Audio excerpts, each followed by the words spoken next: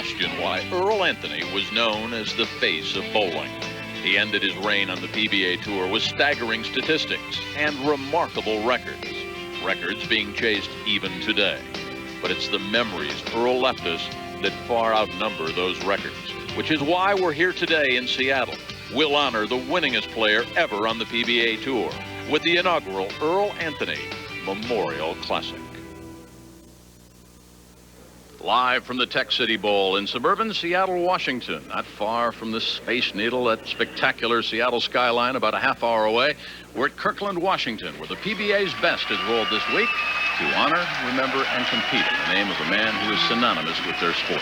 Along with Randy Peterson. Hi again, everybody, and welcome. You know, if Dick Weber was the Arnold Palmer of bowling, no question Earl Anthony was its Jack Nicklaus. As the Tina Turner song says, simply the best.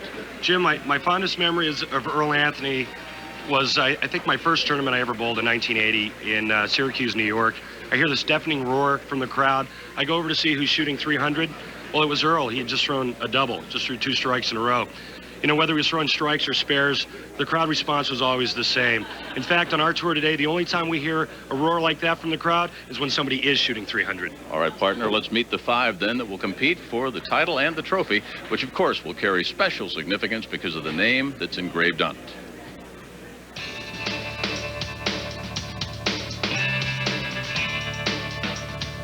Welcome to scenic Kirkland, Washington, just outside downtown Seattle.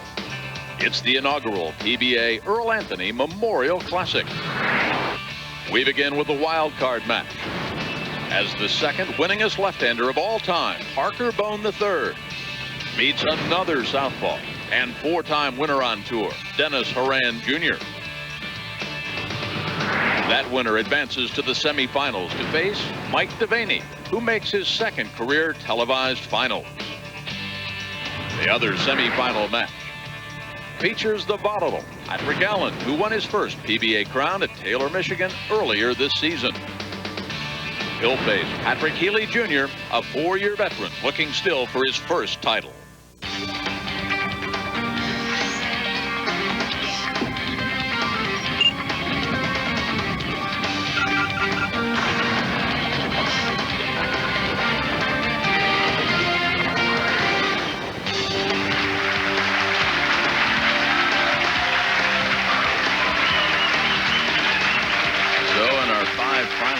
Qualified here, battling for $40,000. 3 are left-handers. Earl Anthony, of course, the Hall of Famer, was a left-hander as well. And I think it's somewhat ironic that one of our 5 can, with a win here today, become the second winningest left-hander of all time. Parker Bohn III, one of the best players the tour's ever seen, and arguably the best left-hander on tour today, although Mike Albee might have something to say about that. Both men have 27 wins. Both men are in the Hall of Fame, both members of the Millionaires Club. But with a win today, Parker can really make a statement as to who is the second greatest left-hander of all time.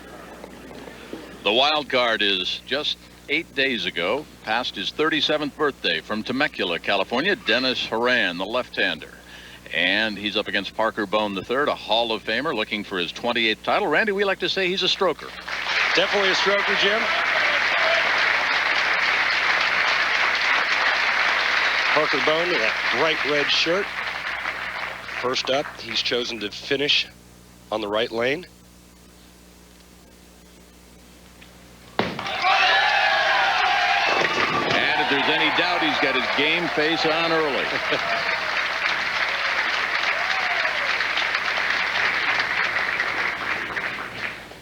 He's like Rommel going through the desert, isn't he? He just plows him over. He's fun to watch. First look at Dennis Horan Jr.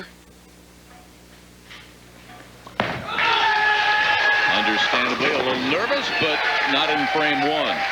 Said one of the keys would be bringing a good attitude and some confidence into the match early on against Parker. Well, you know, he's made a swing change not too long ago. Last year he told us he didn't throw the ball all that great. So what he did, Jim, is he made a swing change. He said his timing was too late. And what you do to correct that is you start your push away a little bit sooner. Late timing causes somebody to pull the ball in the downswing. When you start pulling the ball in the downswing, it affects your release. You start throwing the ball all over the lane. Had a terrific tournament in Daly City. to start off the year 2001. Then things tapered off. I think what's going to be interesting in this match is we have two left-handers. Normally, you know, the left side of the lane doesn't break down all that much because there's usually only one left-hander. Today we have three. It's going to be interesting to see how the lanes change on the left side. A double. Kind of makes his thought process when he talks about filling in a frame gets you advancement to be, take a look at the line here. Pretty close to in between the first and second arrow. Ball just right, just left, just outside first arrow. That ball's dead flush perfect. And we've seen Parker do that a whole bunch of times. One of the things that he seems to do so well is adapt and make change, you know, mid-match. I mean, he says he has to be able to do that, or he says you get swallowed up real quick. He made a lot of ball changes this week. That was in the swish zone. You call that a wally, Jim. Right now, Parker's perfect through 3 frames. This ball is going to catch a little piece of the head pin. That's why you put hook and power in the bowling ball. Nothing but shrapnel left, and watch this reaction. Oh, yeah.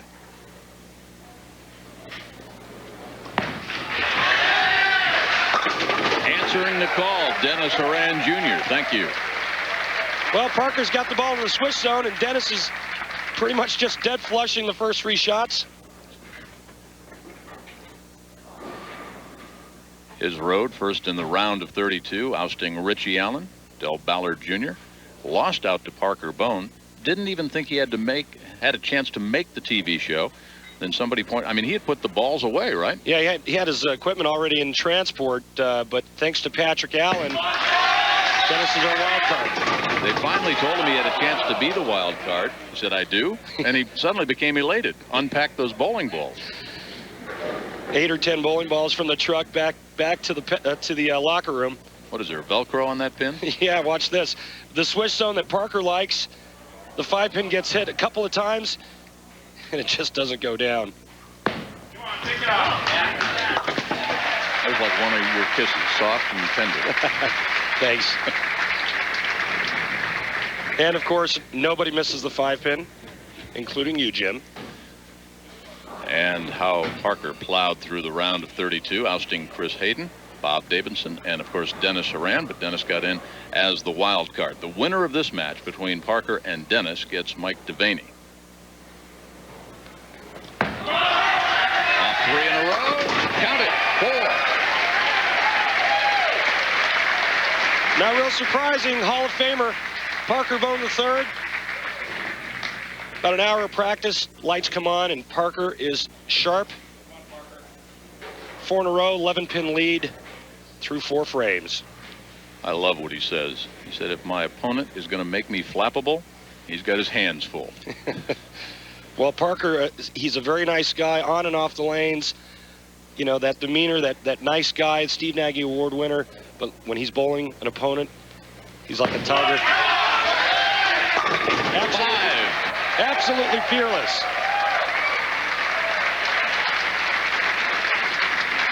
The reaction's kind of mild for a 5-bagger. They said the same thing about Dick Weber. You know, nice guy on the lanes, but he'd rip your heart out when he was bowling you in a match, and Parker's the exact same way. Neither player is yet to miss the pocket. Trying to draw on all that his mentor and coach, Dennis Sr., who's watching this morning back in Campbell, California, taught him when he was about 10 years old. Watch the approach now, Dennis. Dennis looks very far down the lane. His target's about 10 feet in front of the pins. Good steady head. Look at those eyes, that reaction. His dad was his coach and his mentor ever since he started bowling an hour or so after school. Asked him what his attraction to bowling was, and Dennis said last night it was the fascination of the ball going from point A to point B and knocking down pins. That at age 10. That shot there drifting high, and I think that's residue from the shot before on that left lane when he went light, leaving the 5-pin. This one goes right through the schnozola, and very fortunate to break out the split, only leaving the 4-pin. We are live. It is the Earl Anthony Memorial Classic as the best of the PBA is rolled to suburban Seattle, and 40,000 awaits the winner. Our wild card, Dennis Horan, has run into a freight train. Parker Bohn the third.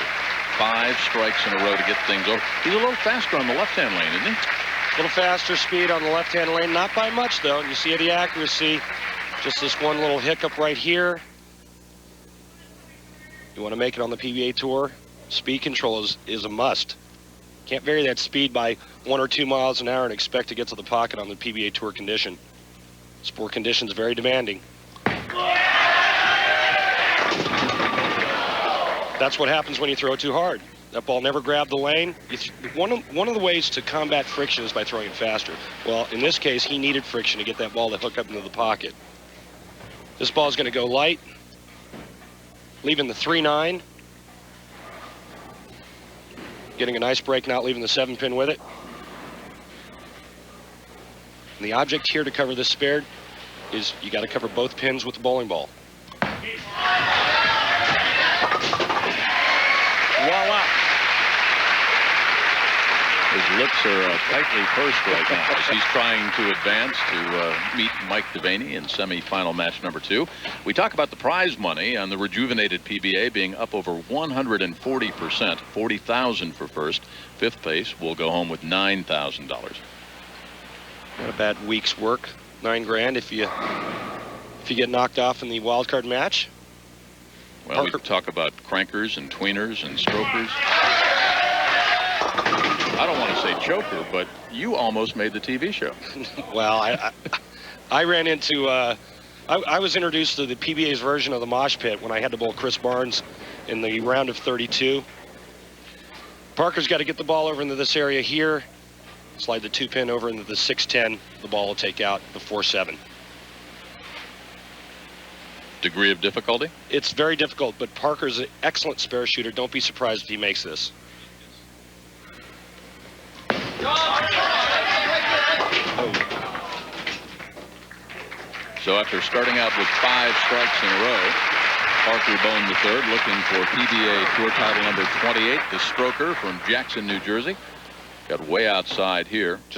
I'm sorry, Jim. Just got this ball too far to the left. That ball was lucky to hang on to get the 4 and the 7.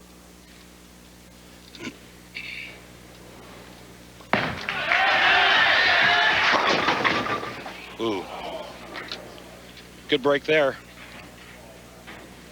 Dennis immediately pulled up after he let go of that shot. He knew he didn't throw it well. Talked about Dennis Sr. watching in Campbell, California. His wife, Terry, daughter, Courtney, watching in Temecula this morning, rooting for Dad and hubby. Hi, Terry and Courtney. I know you're watching. ESPN Sunday Night Football, 8:30 Eastern Time. Coverage begins with NFL prime time. Remember we talked about at the opening of the show, Jim, the players start out flushing every ball. Now they can't get the ball into the pocket. Lanes are breaking down, they're changing, and it's going to come down to the guy who makes the right decision, whether it's a ball change, whether it's an angle change.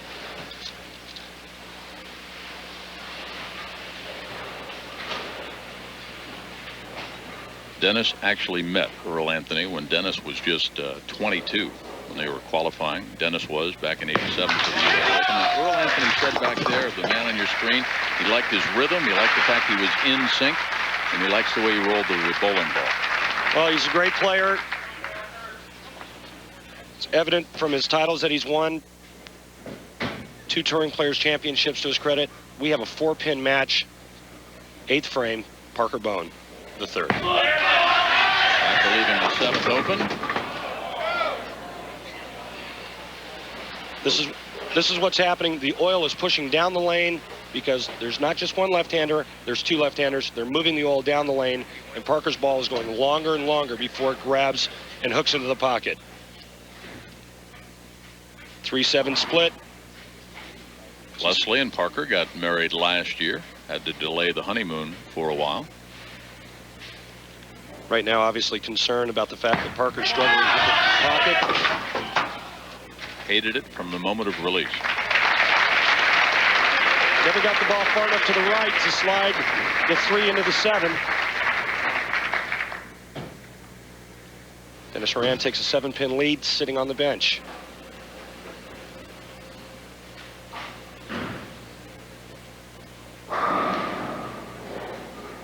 Wheels started coming off after 5. Lanes changed. And as you said, the oil was 3 left in. Back in. A little pat on the back for myself. And that's a great place to throw a strike. We call it the foundation frame, the 9th frame. It sets up your 10th frame. Parker Bohn has a possible 229. This ball's buried.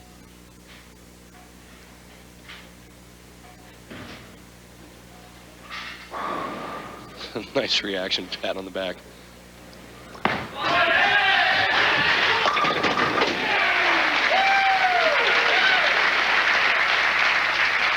Great shot from Dennis. For Dennis is a little bit different. I mean, you see right there the reflection. That's where he aims. He's looking down here, 10 feet in front of the lane. Do you see the reflection on the pins? Most guys are looking here at the dots or at the arrows. Some guys spot a little bit further, maybe down at their break point. I don't know of anyone on tour that looks that far down the lane. Needs 2 strikes and 4 to advance.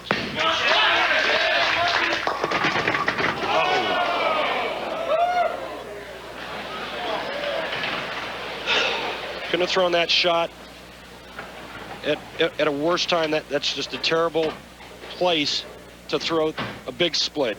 You had Parker on the run. That ball drifting high. Not sure what his ball reaction is going to do on that lane. That ball goes right through the heart, leaving the 6-7. Dennis must make this.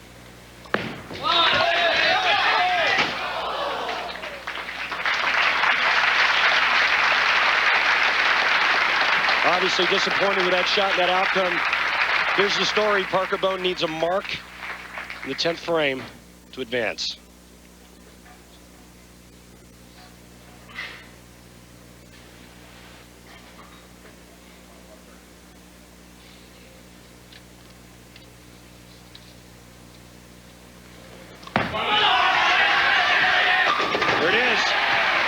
About not being able to read the lane changes, and if you don't read them, you're going downhill real fast. He adapted, got it back after he lost it in the 6th and the 7th.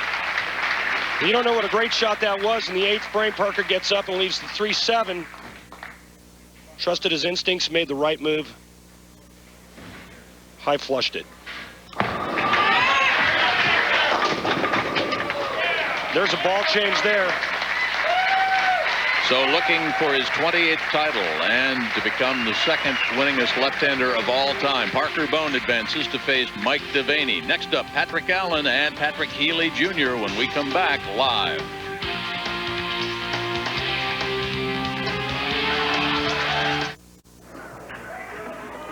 Pike's Place Fish Market has perfected the art of fish tossing, located on Puget Sound. The market, of course, draws thousands of visitors daily. Take a look at them in action. Seahawks could use a couple of wide receivers that catch that good for Coach Holmgren, huh? Let's take a look at our Alka-Seltzer brackets. Ready? Parker Bohn III advancing, ousting Dennis Horan Jr. He'll meet Mike DeVaney, but next up we have Patrick Healey Jr. and Patrick Allen. That's our Alka-Seltzer brackets. Obviously, there have been lots of adjectives and adverbs used since the passing of Earl Anthony, who is a man that this tournament has been named after. Certainly rhythmic, dominant, a legend, a man that has helped grow the sport to new heights would be some. Also, husband and father would be others. Simply put, Hall of Famer.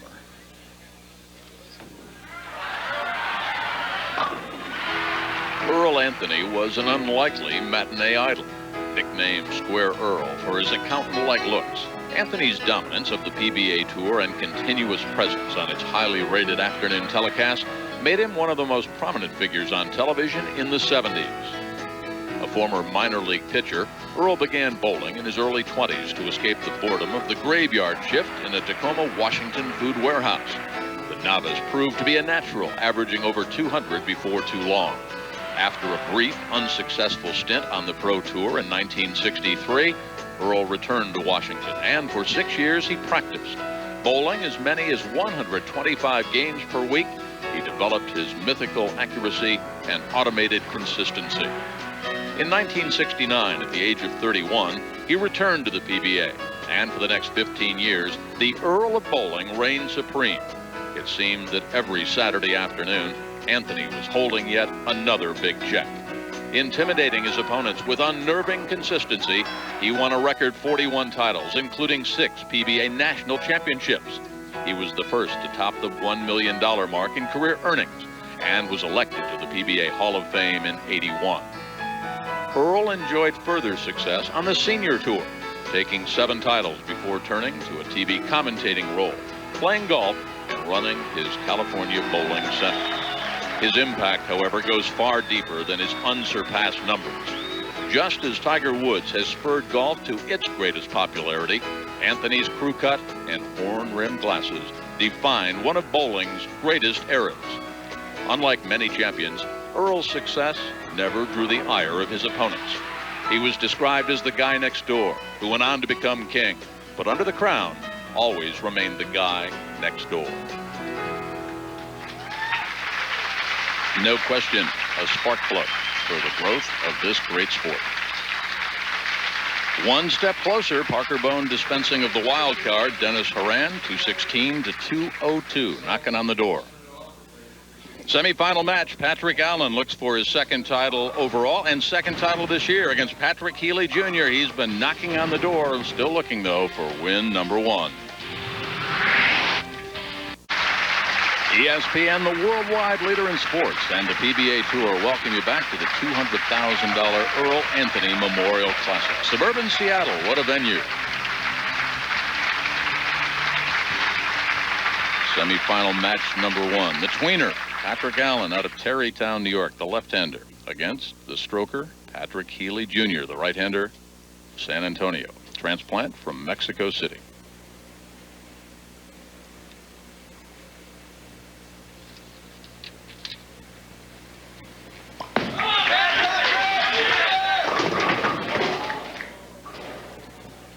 Well, not the lead you want to try to make your first shot. National television leaving the bucket. This ball didn't hook up, didn't catch enough of the head pin. Leaves the 2-4-5-8. Having a little rack problem. We're going to respot the bucket, it's called. Talked about the fact that they have relocated Patrick Healey Jr. and his wife Teresa to San Antonio to be closer to some regional action, closer to home because of the Latin influence in Teresa. But Teresa became quite an accomplished bowler in her own right. Last month, she represented the Mexican national team. Again. Next week, the PBA, Randy will try and qualify again. And just down the road a spell to beautiful Medford, Oregon, right? The home of the Medford Meteor, Marshall Holman. Who's sporting a new look. Yeah. He stepped right out of GQ, that boy, this week, didn't he? That's next Sunday, right here on ESPN, 12:30 Eastern Time. Don't forget, as we kick off 2002, the PBA and ESPN, your home on Sundays. Watch out. Well done, Patrick. He did not practice much over the holidays. Thought his rhythm and his timing might be just a little rusty as the week started out. Now, Patrick Allen, who of course won earlier this year right here on ESPN for the very first time. First career telecast, he won in Taylor, Michigan, and starts off with a strike in frame 1. Jimmy told us last night that since he's won his first title, players are a little bit more aware of him. Kind of feels like he's got a bullseye on his back now, whereas before he called himself like the ninja. You know, nobody really knew about him, and then he'd sneak up and he'd beat these guys. Like Tom Baker, then Ryan Schaefer, Chris Sand, as that grueling competition of the week here at the Tech City Bowl just continued to unfold. Yeah, he likened himself before he won to a sniper in the woods, but he said you can't do that anymore. A double. What did he do? Study the Pete Weber tape? He's a lot of fun to watch, man. When he gets it going, he gets fired up. This ball's perfect in the 1-2 pocket.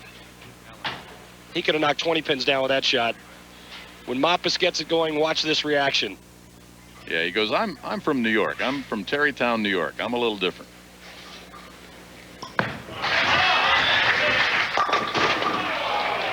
Patrick Healey right off the bat using two different balls. More of a hooking ball in the right lane and a ball that goes a little bit straighter on the left. Switching to a third ball to shoot his spare. There is Teresa, who has represented that Mexican national team 8 different times. A couple of months ago, she was in Argentina and was 3rd in the championship there. Ouch. Well, not a real good thing happening there for Patrick Healey. Missing a 10 pin on the right lane. As you can see, his road to the finals. Tough match against Mike Scroggins there. 3-0 against Steel Smith in the round of 8. He threw the green ball once on the left lane. Leaves the bucket and immediately goes to a stronger ball. He has given himself an attitude adjustment, and he is much more positive. He sometimes would get down on himself, but with the new year, he's been focusing on trying to forget the bad. Well, I think a lot of it has to do with the fact that he's made 15 telecasts and he's yet to win. You know, in coming out of the amateur ranks, he was highly touted as a dominant force out here. He's been successful. He's made the telecasts. He's done everything he was expected to do except win. And I think that's starting to weigh on his mind, maybe putting a little bit of added pressure on himself.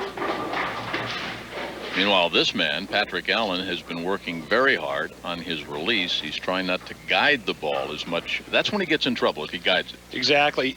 You know, he said to us last night that if he doesn't aim, if he just throws, he's right on.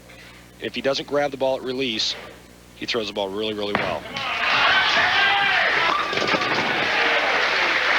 He even knew if he grabs it and guides it, what spare he's left with. We talked about that dreaded 3-7. Right. Well, when you grab the ball at the bottom of the swing, the ball, you create what's called a V reaction. One shot goes to the right, one shot goes to the left. It's usually never on line. He's got a nice stroke, a great swing, long backswing, and he's got a lot of confidence right now. So it's not real difficult for him to let go of it.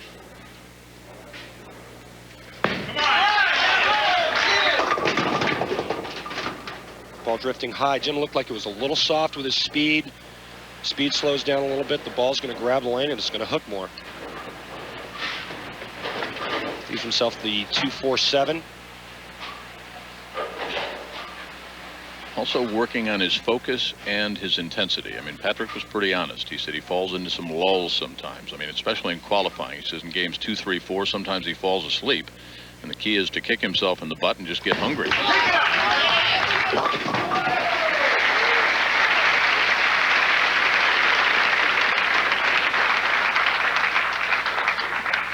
Horror show.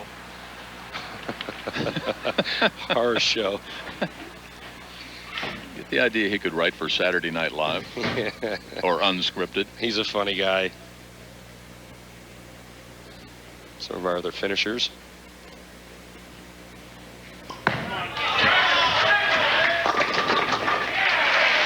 All right, well, nice comeback for Patrick Healey Jr. after that open frame.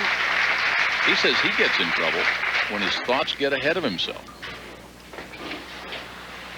Said his keys were finding his rhythm, his timing, and staying down at the foul line. Something we'll watch as the match progresses. Made a lot of changes with bowling balls this week. He's a free agent now, so he's experimented with some different equipment. And he also told us, Jim, that he needs to let his personality come out when he's bowling. Yeah, he wanted to be a little more aggressive, a little more demonstrative, and he said not quite so careful. The other thing he's been working on is getting the shoulder forward a little more. What does that do? Well, it keeps him forward, keeps him balanced, and keeps his shoulders over his left knee at the foul line. See his reaction there, hoping a pin would come across and take the 10 out.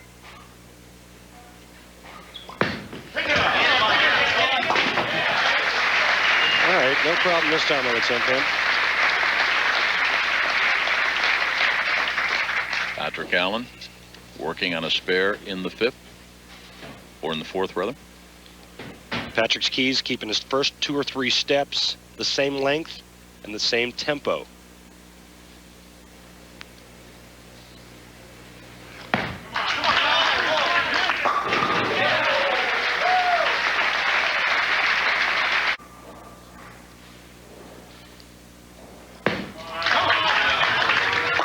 Much more aggressive on that shot. Well, no problem with his focus and intensity there. He's staying hungry. It's the semifinal match number 1. Patrick Allen, Patrick Healey Jr.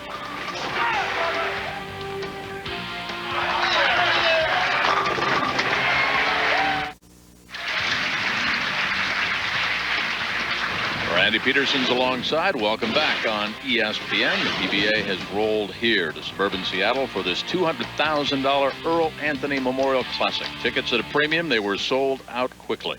Strikes in 6 and 7 for Patrick Healey, and just a second ago in the 7th, after a strike in a 6th, this was Patrick Allen with the foul. Foot over the line. Actually struck on that shot.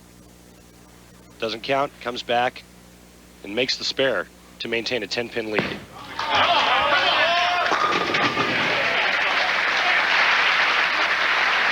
unflappable, Jim. I mean, most guys would have caved under pressure from the foul, losing all that count on a double. Well, you remember what he told us in Taylor, Michigan, to go out and not bowl scared? I mean, that's a heck of an admission when you make the top 5 and you got a shot at 40,000.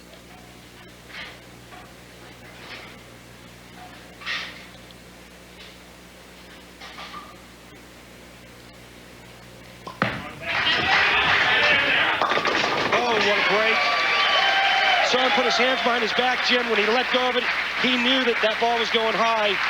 Here's a situation. We have a tie match. If both players strike out 9th and 10th frame, we'll have a 247 tie. See if Patrick Healey rather can take advantage of that huge break in the 8th frame. Working on 3 in a row, 9th frame.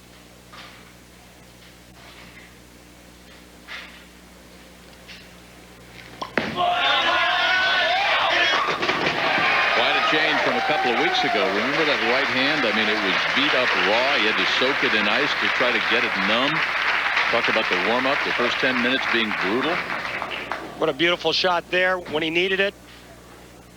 Jim's referring to the U.S. Open 4 match, which was 62 games. This week, 18 games of qualifying and then match play. Allen, a strike in the 8th after fouling in the 7th.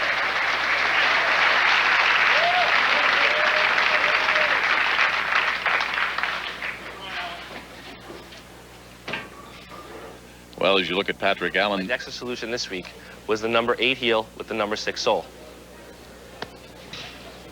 In Taylor, when I won, I used the number 4 sole because there the approaches were wood. This week, the approaches were synthetic, so I used the number 6 sole to give myself a better slide on the tackier approaches.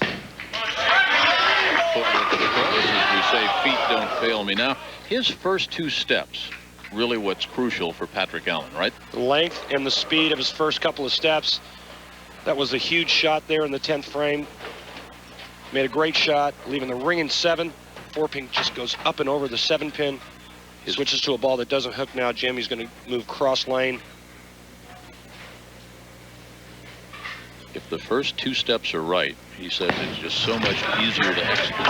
He can feel it in mid-step, right? Absolutely. Players know when they get off to a good start, they know that the ball's going to be at the right spot at the bottom of the swing. They know that they're going to have a good release and good results. With a strike here, Patrick Allen will force Patrick Healey to strike and 5 to advance. Count is very important here.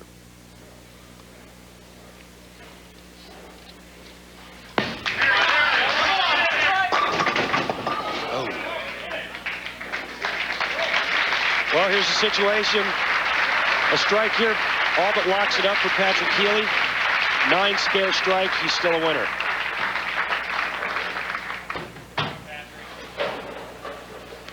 Chance to maybe catch his breath here during the re-rack. Patrick actually met Earl Anthony when Patrick was just a young amateur. And Earl Anthony said to the young man, "You've got the skills to dominate."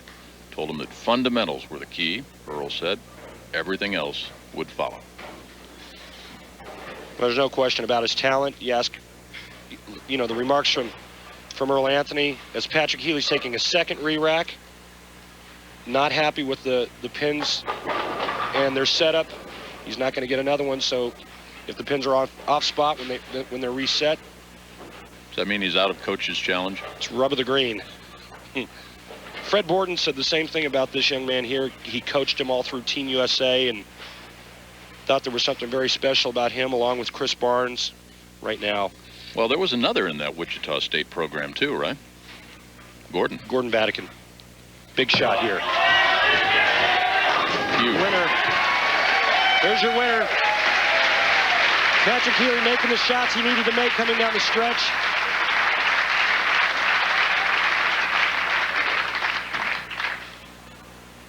The only thing you can say is you got to look back to the 7th frame when Patrick Allen fouled. If he strikes there, Patrick Allen shoots 250, locks out Patrick Healey Jr. Now all Patrick Healey needs to do is stay behind the foul line. Oh, he needed 5. That was marginal. So Patrick Healey Jr., the stroker out of San Antonio, Texas, the right-hander, advances. When we come back, we'll give you the final score, and it'll be Mike DeVaney in action against Hall of Famer Parker Bohn III.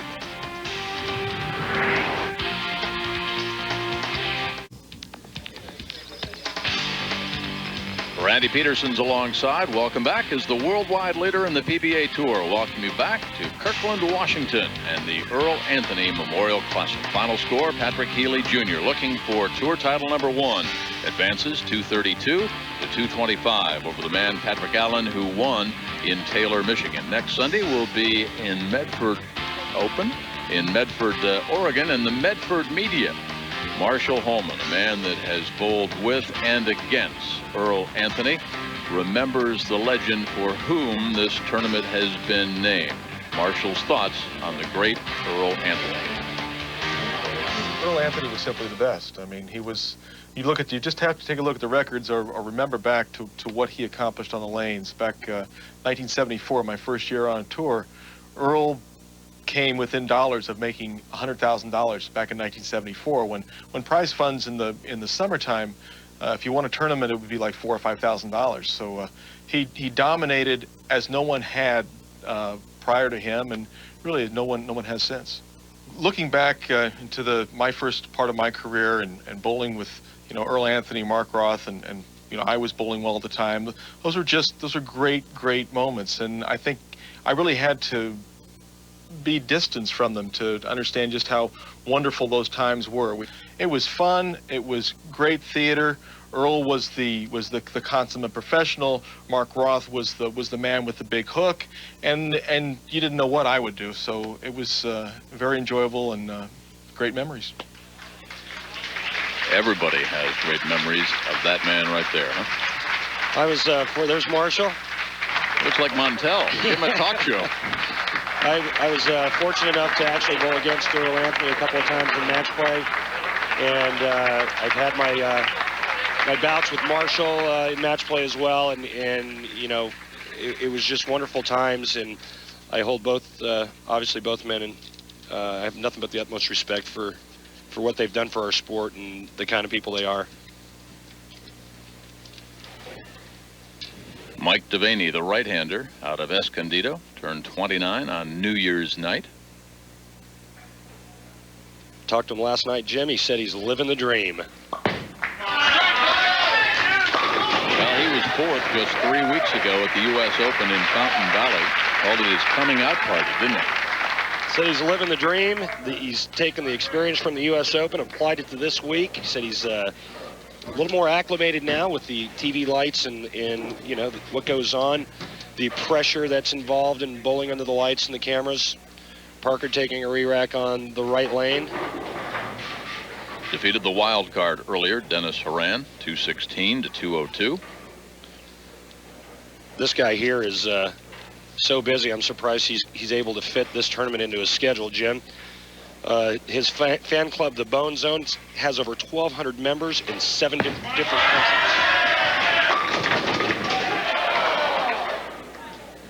He's got an instructional book, a website.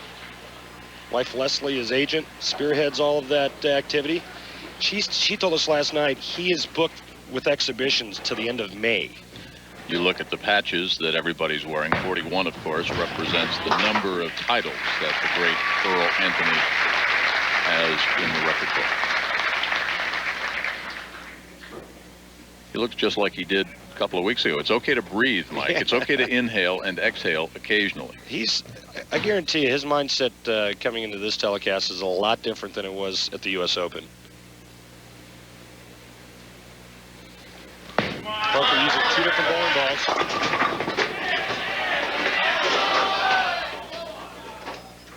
So a spare in the first and a likely spare in the second. Mike DeVaney opens up with a strike in the first. You know, and it's not often that you see Parker throw a shot and have it not, and have it not hit the pocket, and then have him give the pins that stare where he's kind of confused or bewildered or not really sure how to play the lanes.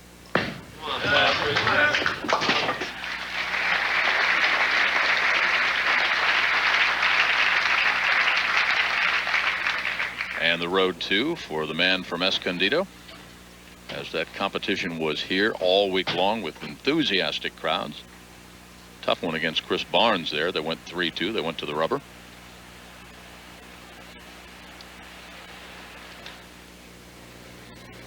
Mike has an interesting take on the word pressure. He says, who's putting pressure on me? Oh! Me. Sorry, Jim. What a break that was. You're absolutely right. He said that he's his own worst enemy. His mindset is right. There's not the pressure. He doesn't put too much pressure on himself. But watch this great break early on. This ball's not going to get back to the 1-3. He leaves the 2-8-10, and all of a sudden there's just the 2-pin.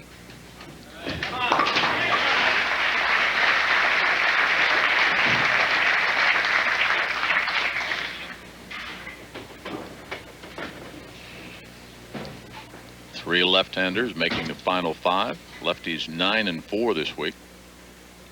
Only 1-4 on the TV pair. So that's that pesky oil. It's that they've struggled a little bit. I think Patrick Allen actually had the best look on the TV pair. He's no longer with us. Max is Parker. Well, I'm talking about the oil. I kid you about qualifying, but you actually got drafted a bit, didn't you? Yeah. Well, you know, it was just a nice experience for me just to get to the round of 32 and experience what this new format is all about. I had Chris Barnes down 2-0 and had him right where I wanted and let him off the hook. Of course, him being a great player showed his Maple Moxie, came back and really whooped me pretty good in the next few games. When you talk about Parker Bohn posting a shot, I mean, we talk about a basketball player posting up, but when you say he posts a shot, folks at home don't know what that means. Posting a shot is when you get to the foul line, you let go of it, and you freeze. You don't move. You post the shot. Parker Bohn is one of the best at doing that. When he lets go of it, you watch his form. He doesn't move after he lets go. That's why he's so extremely accurate. There's not a whole lot of moving parts when he's letting go of the bowling ball. Game of no tap going. Parker just said he's got the no tap thing going. Unfortunately, Parker, we're not bowling no tap. So you better get the striking, son.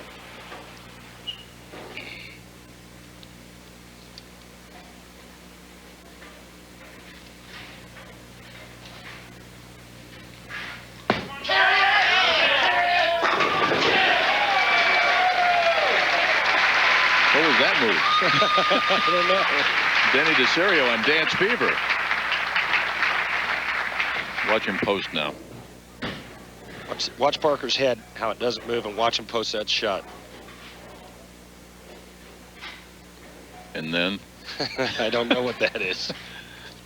I don't know if he has like some magic dust he just sprinkled on the approach or what the deal is. But here's Mike DeVaney on the right lane trying to make it 2 in a row. Strike, spare, strike, and now that. Man, you know, it's 2 shots in a row on the right lane. The ball didn't hook up to the pocket. And I watched Mike in practice. Boy, he had a great shot on both lanes. Oil carries down a little bit. All of a sudden, the ball doesn't bite, doesn't make it back to the 1-3, and he's left himself with a very tough split, the 2-4-10. Got to get the ball to the left side of the 2-pin, slide it over in the 10.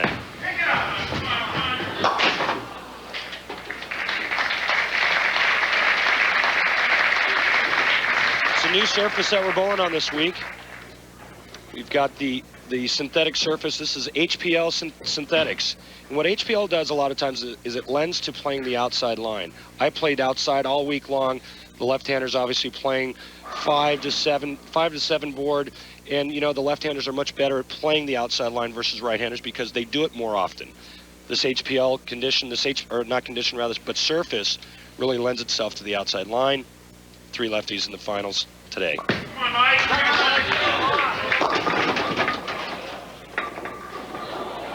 Well, right now, Mike DeVaney is struggling to get it off his hand.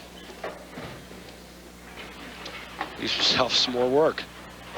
You know, he talked about using the championship, the U.S. Open at Fountain Valley, as a learning curve. What do you think he's learned the most?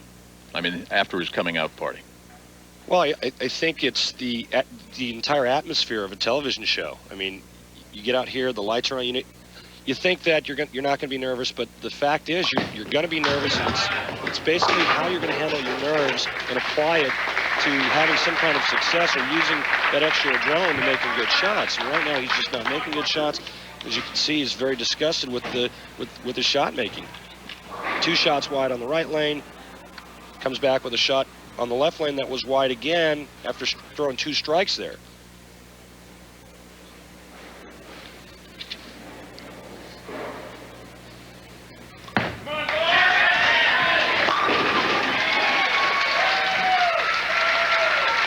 .30 Eastern Time on ESPN. And just when it looks like Parker's getting lined up, comes in light again. The thing is that Parker will figure out the lanes. He's going to make changes. He's going to make adjustments. Once he gets zeroed in, Mike DeVaney better hope he's doing something other than throwing splits because Parker's going to run you over. Usually he's the only left-hander. Now there are 3. There's 3. The lanes changed. Oil's moving all around the place. Patrick Healey Jr. awaits the winner of this match. Healey looking for his first win. Parker, of course, looking for his 28th. And the man who's named after this tournament owns 41. Late, great Earl Anthony. The PBA Tour has rolled here to suburban Seattle. Welcome back on ESPN. We talk about the prize money being up. That's Rob Glazer in the middle, Chris Peters over on the right, and Mike Slade on the left, co-owners of the PBA. Moved the headquarters here to Seattle, and they had a little fun last night. There was a little competition, a little office get-together. A little bowling party thrown by Chris Peters and the gang. Well, right now, we have guys that are struggling to hit the pocket.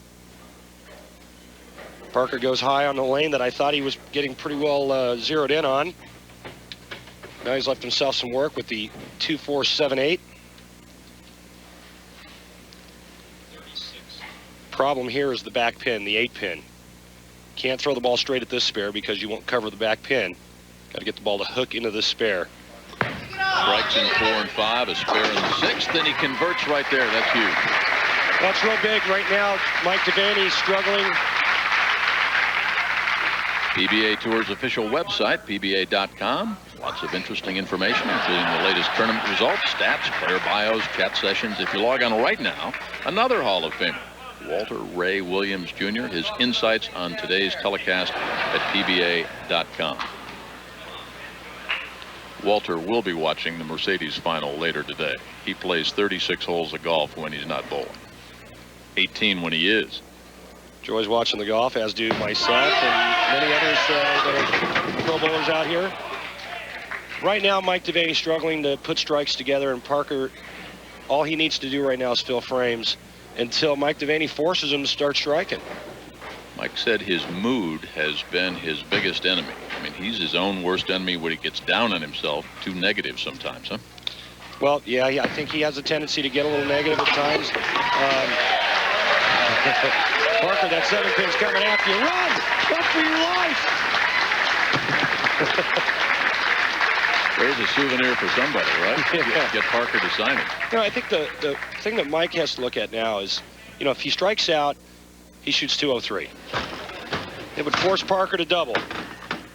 Watch this pin come flying back after Parker like, hey, you threw it too hard, you hit me too hard, I'm coming after you.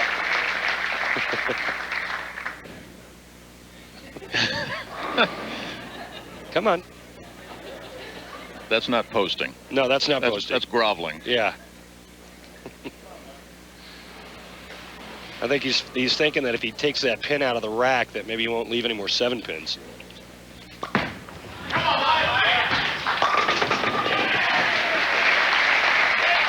Earlier today, right here, the commissioner of the PBA, Ian Hamilton, and a very special banner presentation. That, of course, is Earl Anthony's wife, Susie, there, and Earl's son, Mike Anthony, Jerry Voiles, his daughter, and his other daughter, Tracy Nelson, also here as the banner was presented to honor one of bowling's legends.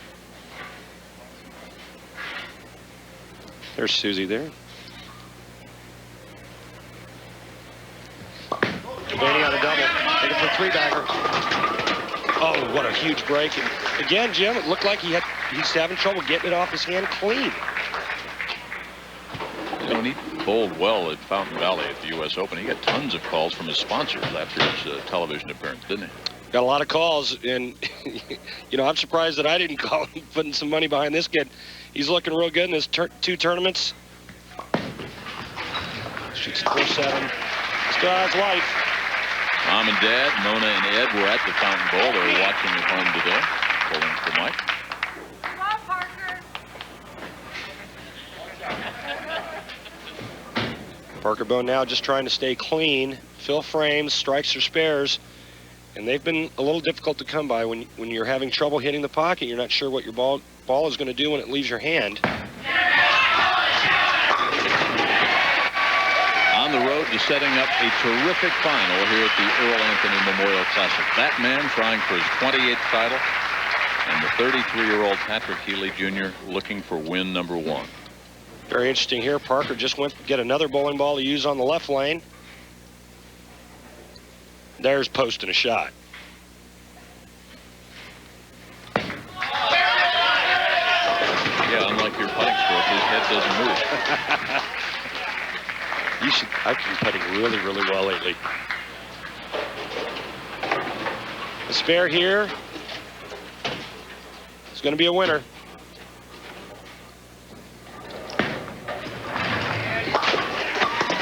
Parker Bohn III, the stroker out of Jackson, New Jersey, looks for PBA title number 28. And as we mentioned, Patrick Healey Jr. looking for that elusive win number 1.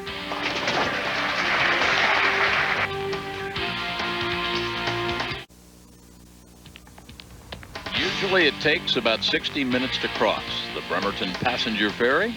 High-speed ferry that shuttle commutes between Bremerton and Seattle in just 30 minutes now, crossing Elliott Bay. What a skyline there.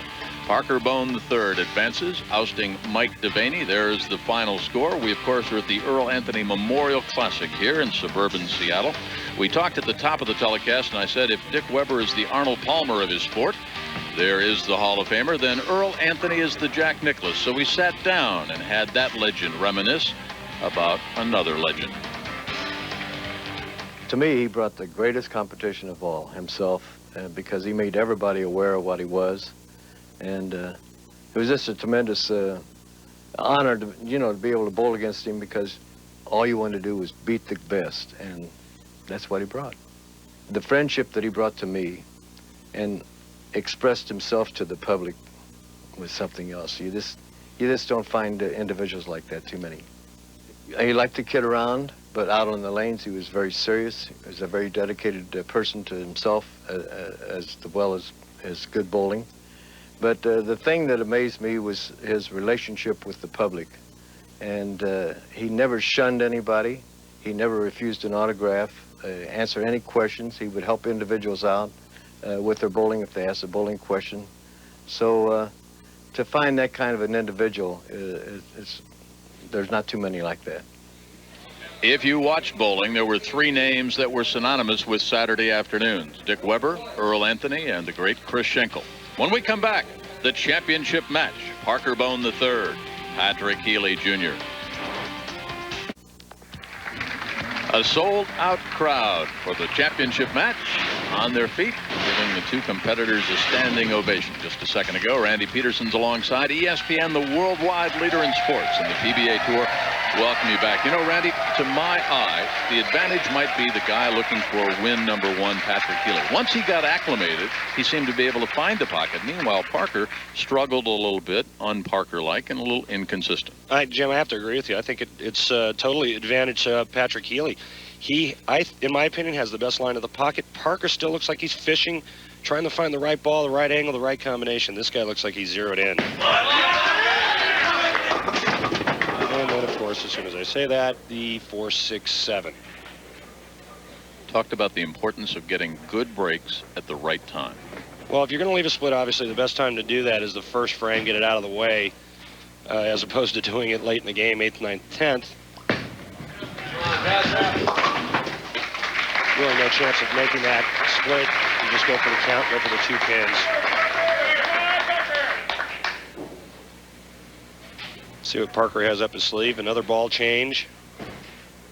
Obviously one of his strengths, making quick decisions, whether it's the angle, right, sensing the change with the oil, or another ball change. Well, he's so good, he's not afraid to make changes. He believes in his ability. Again, you know, he makes the change, he hits the pocket, he still gets 9. But it's better than not hitting the pocket. Got a half a messenger here, Jim. That Parker Bohn ball, spare ball, doesn't hook at all, uses it to throw it straight and hard.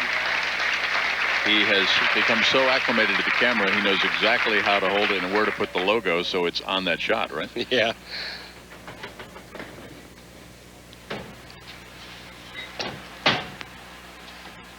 Parker did a fundraiser, Jim, December 17th with Dikembe Mutombo for a hospital in his homeland of Africa, the Republic of Congo, used to be known as Zaire. Parker went there doing some trick shots. There's a trick shot for you. And a little curtsy at the end. Finally a smile. Watch the action of the head pin going to go to the sidewall and just wreak havoc over there on the right side of the lane. Now 4 pins laying on the deck.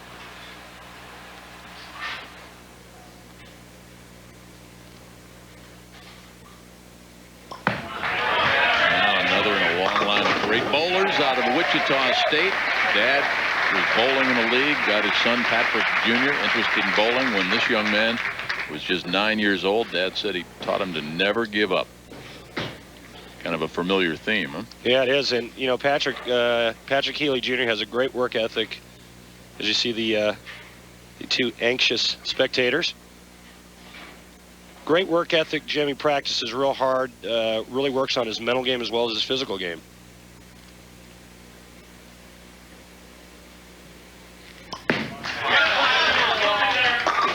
About the money, the $40,000, and he said, you know, you'll spend the money eventually, but the title, especially that first one, that one stays with you through the years. Exactly. I mean, there's a shot he wanted to make in the first frame. Comes back and makes a great shot, throws a double. You want an impressive club? Try joining this one. Yeah, that's pretty impressive there. Great Earl Anthony, number 1 at 41. Mark Roth, Walter Ray Williams Jr. Walter Ray's online at PBA.com with his thoughts on this championship match if you're logging on. Well, excuse me, Jim, Parker's made the change to probably his 4th bowling ball or 5th bowling ball of the 2 games or the 3 games that he's bowled. Maybe he's found the right one. As you can see, this ball's got a lot more surface to it. Looks like he sanded the track. That's the area of the ball that actually contacts or makes contact with the lane. You sand that part of the bowling ball, creates friction. Friction creates hook.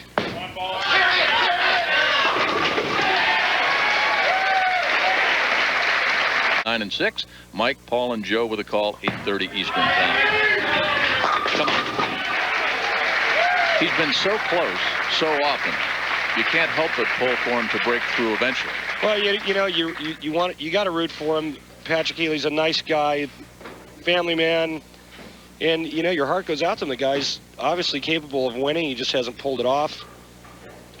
I asked him too about winning. I mean, obviously he wants to prove it to himself, prove he belongs, a new perspective, and his bride Teresa. But he also said it would be special here this week because Earl Anthony spoke so highly of him when he was just an amateur. Yeah, and to put your name on the trophy that bears Earl's name is something that's very special. You can see him waving that shot, Jim, waving it to hook up, hook up, hook up. Comes in light, leaves the 8-pin. Earl Anthony was an idol to Patrick when he was growing up. Patrick talked about Earl's smoothness, another one of those adjectives and adverbs we're talking about. How much does this help the ball? Ball? Don't fail me now. Oh, yeah, you got to talk to it. You got to talk to it. I got a great tip this week from Brian Kretzer.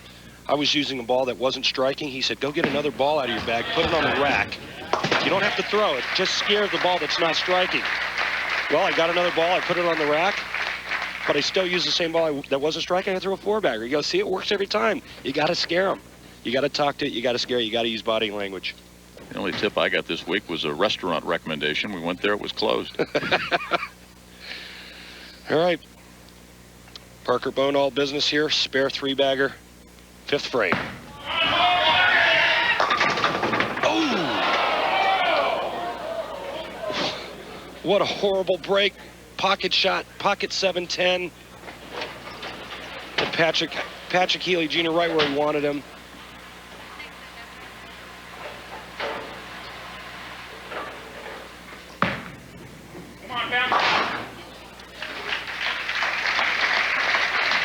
Door is open. Did you feel that? Leslie did. That momentum shift. Wow, that's enough to take that'll take the wind out of your sails in a heartbeat.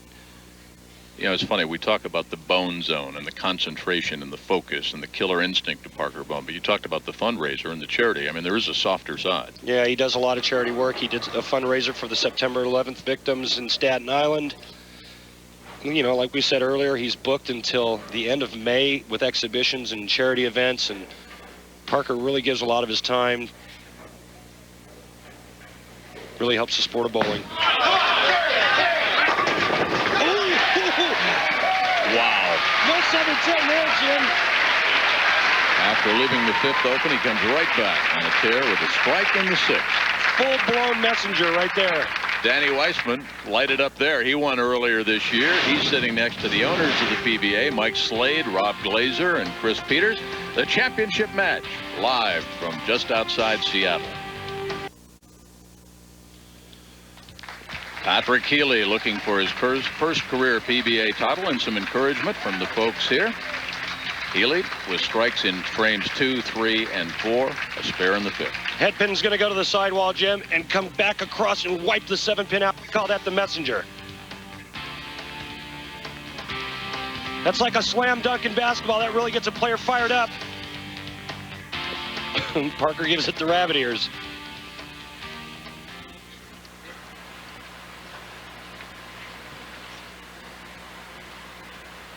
Two-pin match.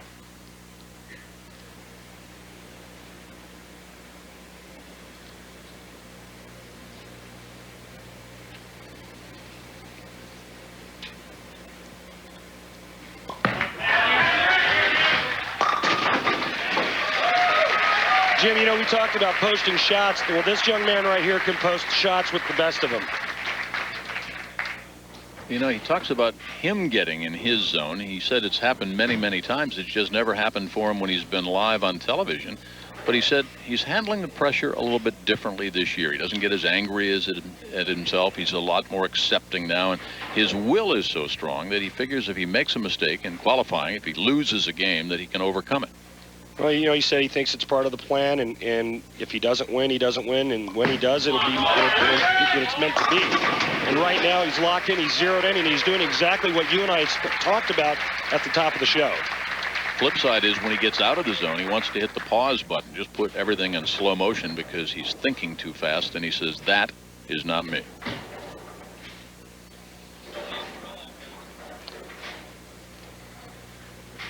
the voice of. Thank you, Paul. PK, our statistician, letting us know that Patrick Healey has a 12-pin lead. Parker Bohn working on a strike can cut that lead to 2.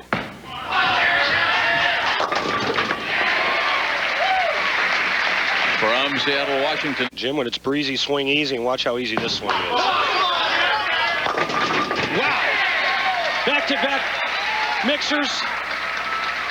Parker Bohn, the third, sending a message saying, I'm not going away. Just took the lead by 8. Parker Bohn working on a 3-bagger.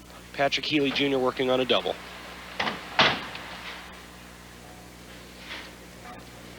You just have to put away the great ones, huh? Or they'll just keep coming back at you. I remember bowling Walter Ray. Once on TV, I said to myself, don't give this guy an opening or he'll crush you. I was fortunate enough to not give him an opening. I won.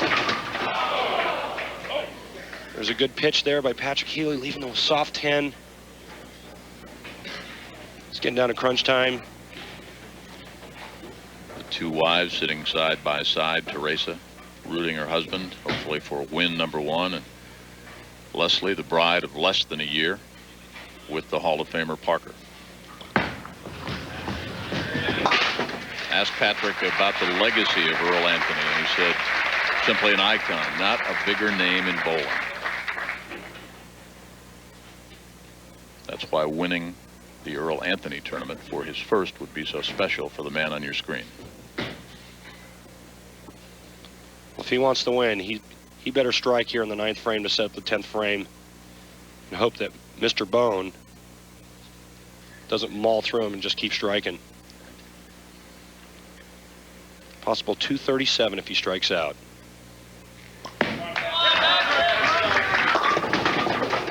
Get some light on the right lane, a little heavy on the left lane. Parker Bohn sitting on the bench, licking his chops. He now throws by 10. Patrick Healey does.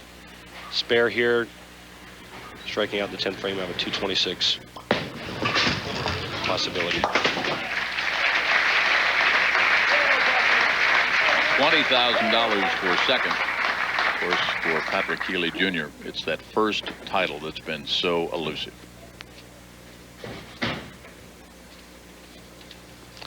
Well, Parker's in control of his own destiny. Striking out, he will shut out Patrick Healey Jr.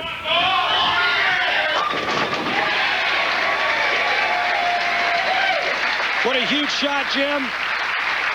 He was not totally in the Bohn zone all through the day. He dispensed with Dennis Horan, the wild card, 216 to 202. Then Mike DeVaney, 200 to 181. But found the lane, found the shot when he had to, huh? Kept making changes, changed balls, changed angles, finally found a way to get to the 1-2 pocket consistently. Hasn't missed the pocket the whole game, needs a mark to win.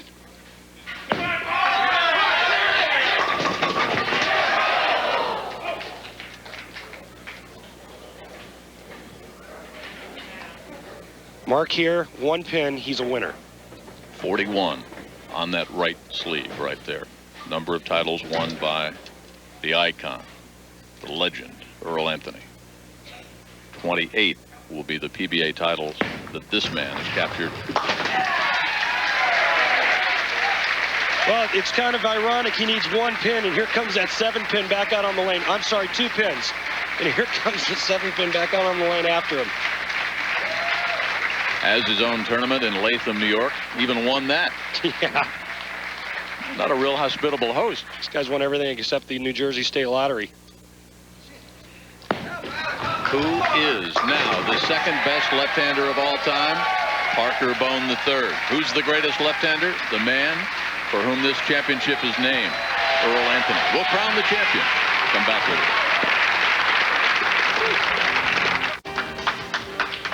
There's the final score. Patrick Healey Jr., $20,000 for runner-up. Parker Bohn III, $40,000. You take a look. There's Parker with the commissioner of the PBA, Ian Hamilton, and of course, Susie, the very special lady who's been kind of the hostess here at the Earl Anthony all week as we welcome you on back. It's been a special week. You know, the look might have been conservative, but there's no question that Earl Anthony put the face on pro bowling. And how fitting that a gentleman like Parker Bohn III would come away with this inaugural event. And I'd just like to say before we leave, Jim Kelly's been a friend of ESPN for 15 years. He's leaving us to go do senior golf. And Jim, the PBA family and the ESPN family, and myself personally, would like to thank you. No, thank you.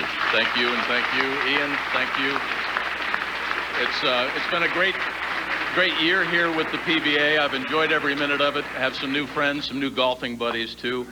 And I would just like to tell a true story. Last night when I got here and I met Susie Anthony for the very first time, she came up and she couldn't help but relate the collection of putters that her late husband, Earl Anthony, had. And Susie said, you know, Jim, Earl used to enjoy watching you do golf. I can't think of a greater compliment. We'll say so long from the PBA Earl Anthony Memorial Classic. Our champion, Parker Bohn III. One Hall of Famer wins another Hall of Famers tournament. The PBA rolls on to Medford next week. Randy Peterson will be there. And coming up next, pro billiards. Later, of course, the final round of the Mercedes Championship. We'll say so long for Randy Peterson and all our PBA crew here outside suburban Seattle, Washington. This has been a presentation of ESPN, the worldwide leader in sports. For more, log on to ESPN.com.